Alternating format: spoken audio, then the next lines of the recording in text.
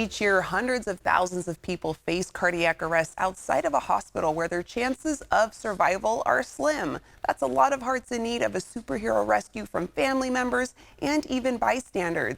That's why the American Heart Association is urging us to become a nation of lifesavers. And here to help us get to the heart of the matter and learn how to save lives, we have Dr. Dawnish Atwal. Thank you so much for joining us today. Thank you so much for having me, Desiree. Yes. So, Doctor, February, it's American Heart Month. You got your red on. I wish I would have got right. the memo, so I'm excited to see that.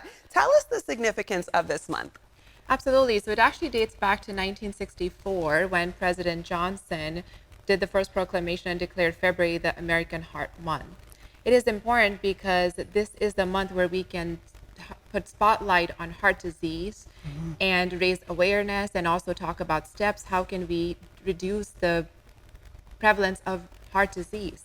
And this is a deadly disease, kills a lot of people, and this is important, and that's why February is a focus for that month.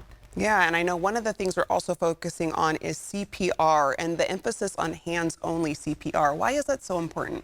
So CPR actually can decrease the risk of death by double or even triple in people who suffer out of hospital cardiac arrest. It is the key because 90% of people who suffer out of hospital cardiac arrest actually die.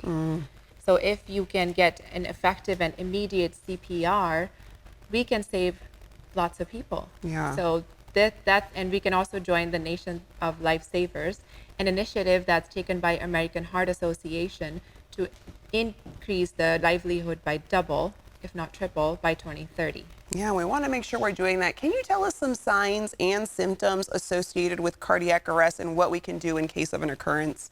Absolutely. So if you notice somebody in cardiac arrest, then the first thing to do is call for help. Call 911 and do the effective and immediate CPR. So CPR actually stands for cardiopulmonary resuscitation, and this is when we can do the patient's heart start pumping, help with that, and call 911 for help. And the signs of cardiac arrest might not be that obvious. So looking for signs of cardiac arrest is also important. It's usually there are no signs and symptoms, but lack of responsiveness, a sudden lack of responsiveness can be one sign. Yeah. People may not be breathing normal. They may be having either agonal breathing or strange sort of breathing. And if you notice somebody and they're not responsive to you, even if you're talking loudly with them, tapping on their shoulder, asking if they're okay, that person might be in cardiac arrest.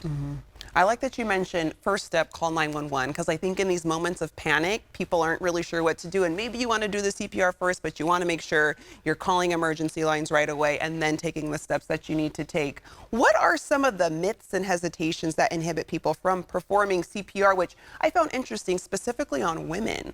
That's right. So surveys have actually shown that women receive less amount of bystander CPR than men do. And there's a lot of debate and myths about why that is the case. One of the main concerns is that people are afraid for inappropriate touching or exposure or risk of having a sexual assault. And also the myth that women, because of the anatomical differences, may need a different kind of CPR than men do. Yeah. The other thing is that also not recognizing that women is going into cardiac arrest. There is obviously the myth that, sometimes women are more over dramatic or they are doing something that's maybe they're not in cardiac arrest. So I think those perceptions that are out there for women prevent them from getting adequate and effective CPR. Wow. Okay. Well, help us get that effective CPR. We have our little friend right here, and you're going to demonstrate to us how to give that hands-on CPR. So can you do that for us, Doctor? Absolutely.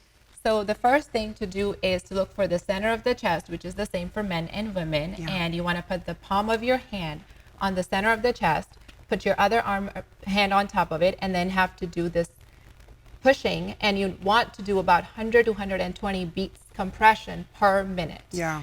And it's hard to count, so sometimes keeping songs in mind can help. So if you want to go with the song Staying Alive. That's the one I remember. Yeah, that can get you about 100 to 120 compressions per minute. So staying alive, staying alive, staying alive. Yeah, you're going, it's helpful to know that because there's a beat that you know that you need to pump to. So Absolutely. That's extremely helpful. Yeah. Okay, so now we know how to give some hands-on CPR, and obviously people can further practice this and look into this so that they can even get certified in doing this properly. We want to become those lifesavers. I also wanted to point out, we said you're wearing red, but That's I right. also understand National Wear Red Day. Could you touch on that quickly? Absolutely. So cardiovascular disease is the #1 killer in women in the United States.